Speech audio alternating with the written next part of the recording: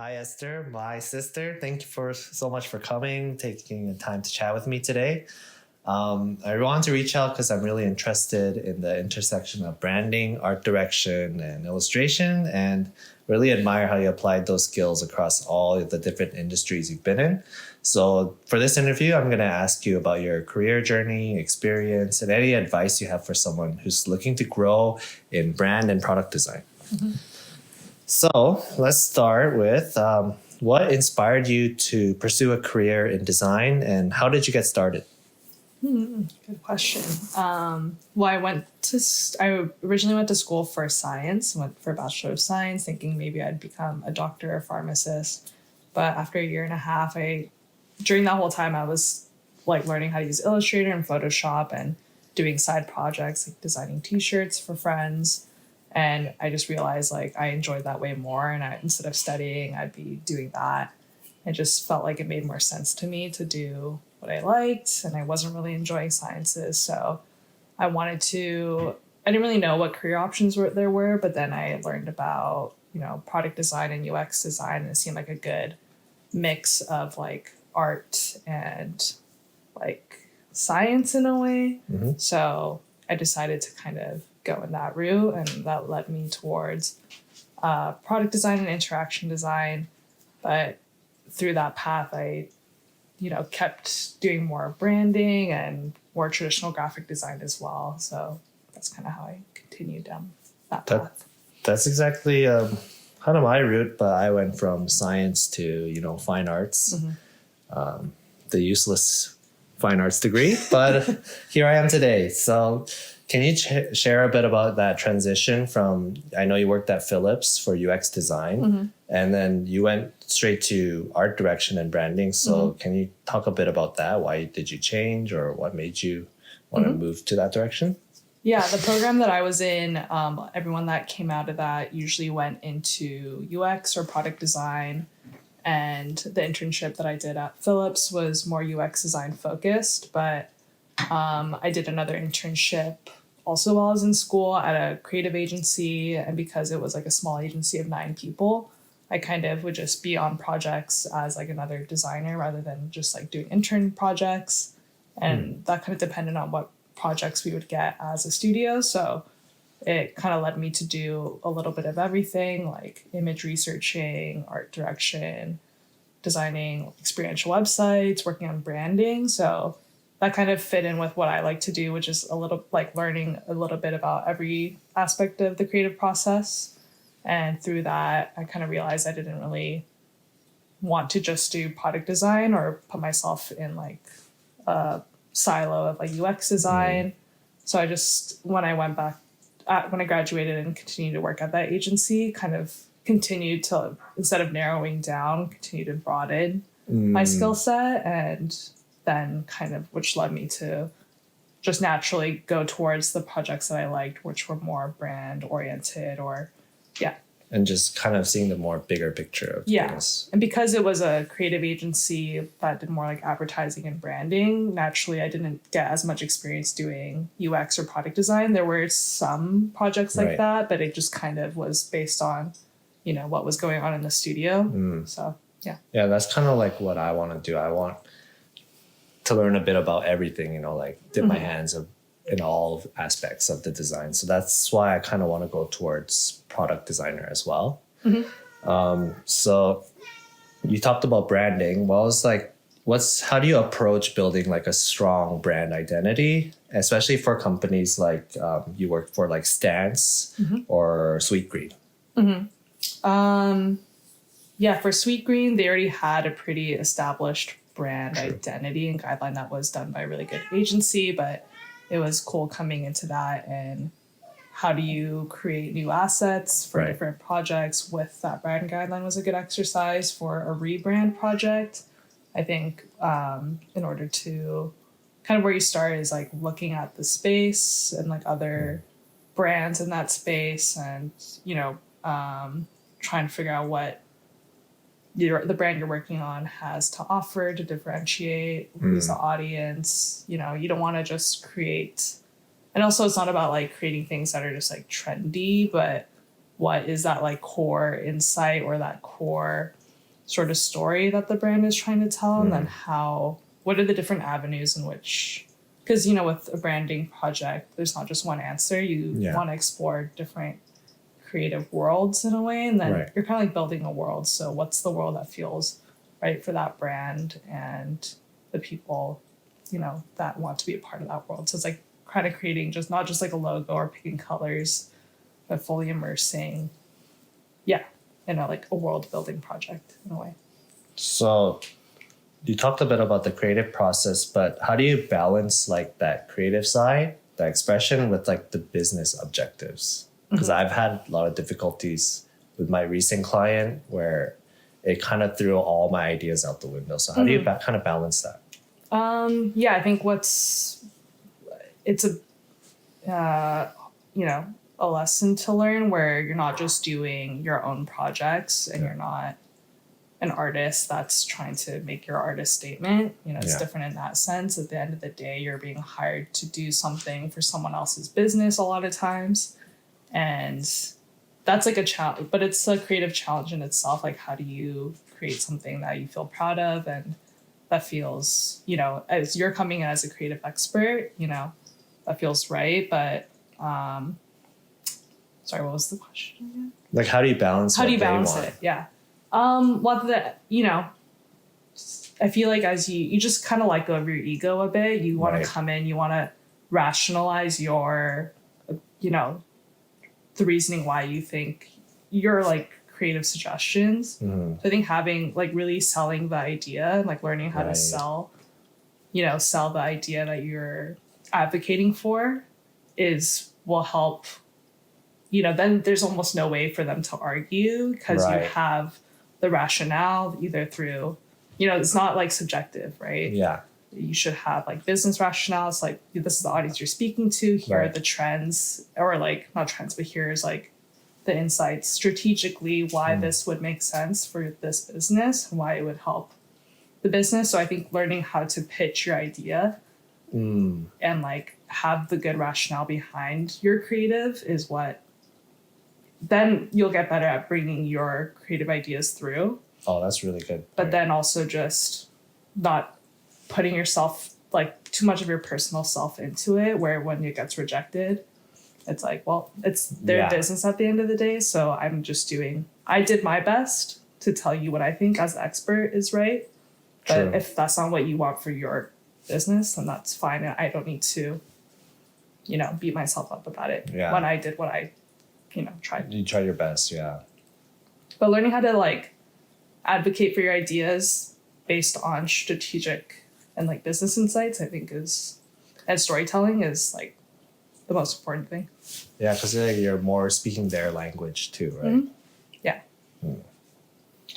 Okay, so you collaborated a lot with people at Stink, which is that small studio you worked at.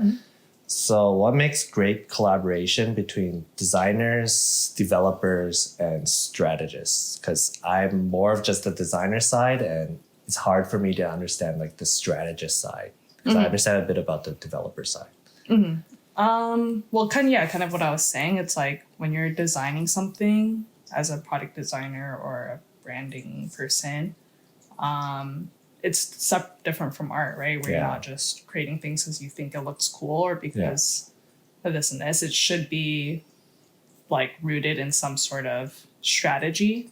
So I think it's like you can't really separate the two. It's like strategy is really important because, how are you going to have a successful brand if you have no strategy of like no game plan? You know? And you're part of a team. So I think really trying to understand, and I think there's like, a balance where a good strategist, I think, can also think creatively in the sense of how do I take, the research that I did and translate that in a way that a creative can look at that and be like, oh, that strategic insight will like lead to this. Like, oh, then maybe we do a campaign about this because, people like to do live Twitch streams, so we should work with like a Twitch streamer and do this kind of thing. So it's like, it makes your job easier as a creative if it narrows down the decision making with like good strategy. And then yeah, I think for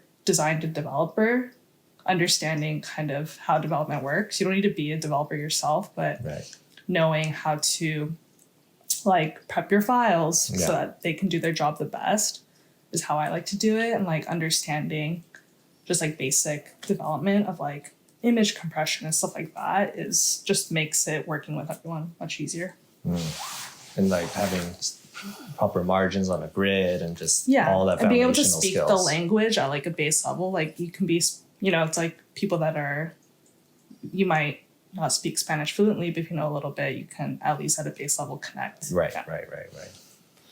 Okay, so I've seen a lot of your projects ever since you started all the way till now. I think they're all freaking cool, but what is there one like you're really proud of, or like something that you learned a lot from?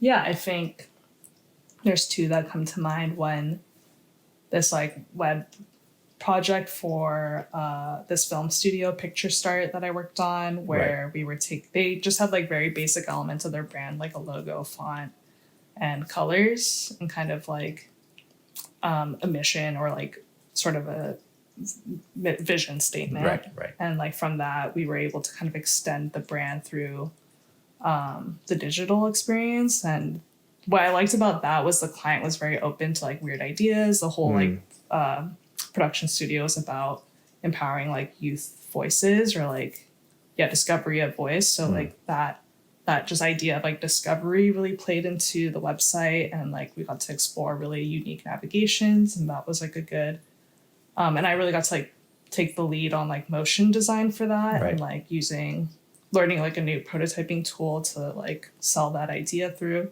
make it come to life, and like that to development was like a really seamless process because of that.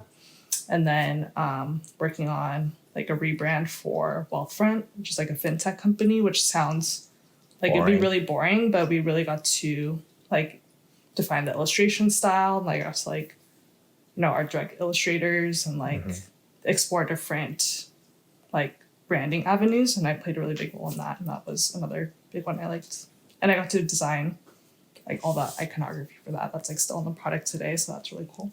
I think like my background in graffiti and like doing something really cool on a wall and passing by it and like being able to see it and just be proud that it's out there for people to see, like I feel like I would get that feeling as well. And the Picture Star one I really like because like the storytelling in it and the navigation is different, but it's still like easy to use and understand. So I really like that one as well. Okay, I have like one or two more questions.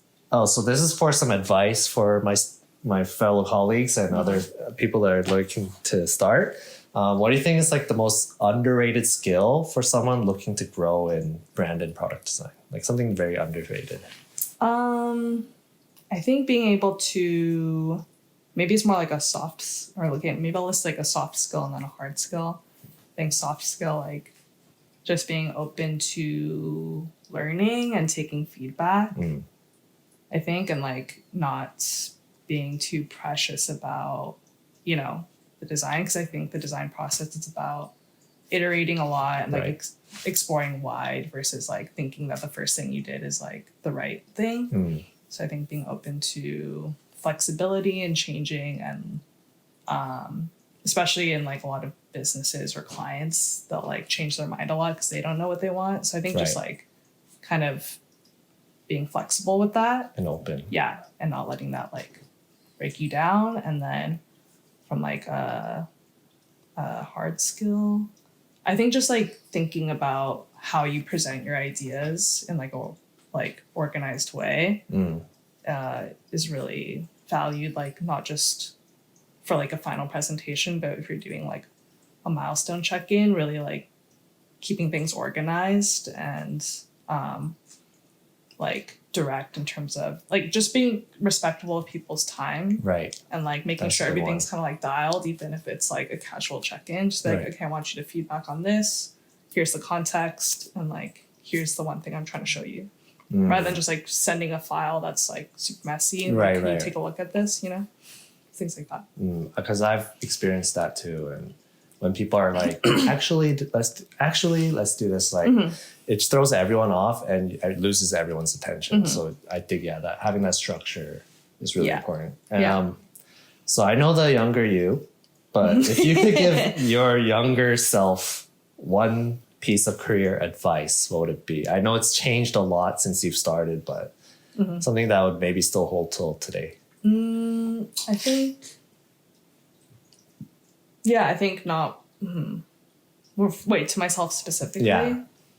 It probably would have been to just go straight into like something creative from the beginning and not go into sciences first, but and like not worry, because I think I was too worried about like there not being careers that are like creative. But I think what would have helped is if I just did more research and talked to more people early on and not worried too much about parental pressures. But yeah, I think just seeing what's out there and talking to people, looking at like someone who I'm like, okay, that's the kind of job I want. Like, how do you get there? And just talking to people that are in the industry early on, I think would have helped. And then, then I just would have gone to where I am probably sooner. But at the same time, if I didn't do all that, I would have like met the same people at the same time. And I think, everything kind of happens for a reason. So, I mean, look at me. I'm 4 years late, but now I'm doing what you're doing. So it all comes in time, and I think it's never too late. So and I think like also don't rely on like school to be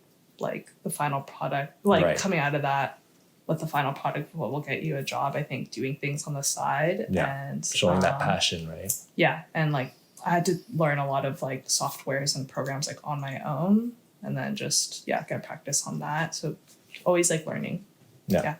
Be curious, right? And teaching yourself. All right, that's it for today. Thank you for sharing. I know we rarely talk, but this is probably the most deep conversation we've had in a while. So this was really valuable to me as a brother and also someone who's trying to pursue this career. So I think that's it. Thank you. Put it there. Oh, okay, hug.